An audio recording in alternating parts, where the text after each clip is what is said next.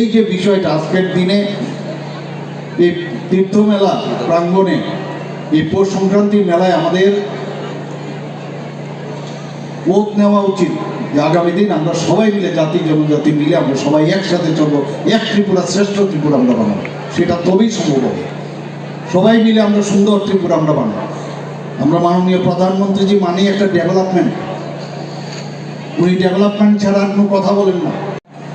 আমরাও সেই দিশায় কাজ করছি। কোনো রকম রাজনীতি থাকবে, কিন্তু আমরা সবাই মানুষের জন্য কাজ করাটাই হচ্ছে আমাদের আজকের দিনে শপথ করা উচিত আমার মনে হয়। আমি গত বছর এখানে এসেছিলাম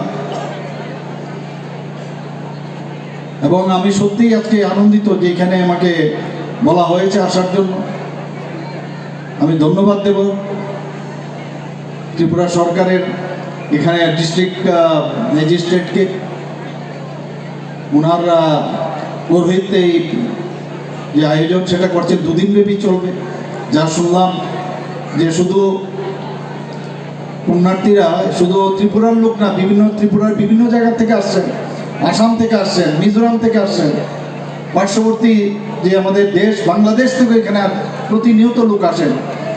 তো এই জায়গার কত মাহাত্ম্য এটা আগে বুঝতে হবে আমাদের। রাস্তা নিয়ে চেহারার মধ্যে ফুটে উঠছে যে আমাদের কত সিরিয়াসলি বিষয়টা, যে এরকম একটা উৎসস্থলে পুণ্যস্থলে আমরা যাব, যেখানে আমরা গেলে আমরা ঈশ্বরের দেখা পাবো। এই যে বিষয়, একটা সাংঘাতিক বিষয়।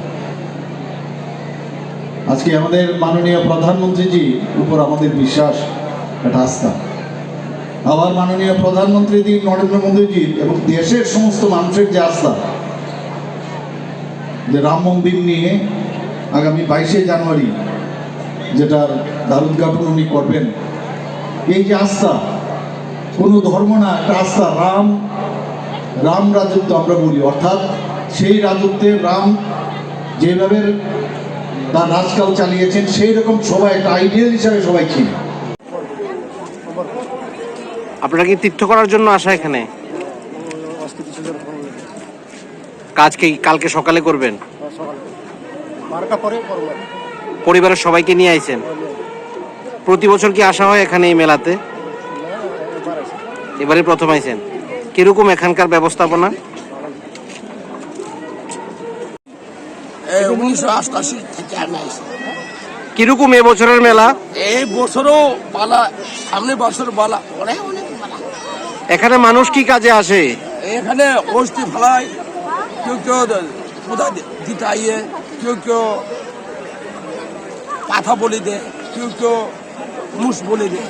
আমি ওটা গেলাম। এবছর কিরকম আইছে লোক জমা? বছরও অনেক হয়ে গেছে। আমি তো আর কাটতে পারতো না, আমি বাদ যাবো আশা করছি। আমি কি তীর্থ করার জন্য আসা? কে কে আইছে পরিবারের? আমার মানসী কইরা বউ গেছে গা, আমি থাকলাম মেলা দেখলাম, এই যে গান দেখবো লাগিয়া। ঠিক আছে, পূজা হয়ে গেছে গা? পূজাতে স্যার পূজা করে পাঠাইছি।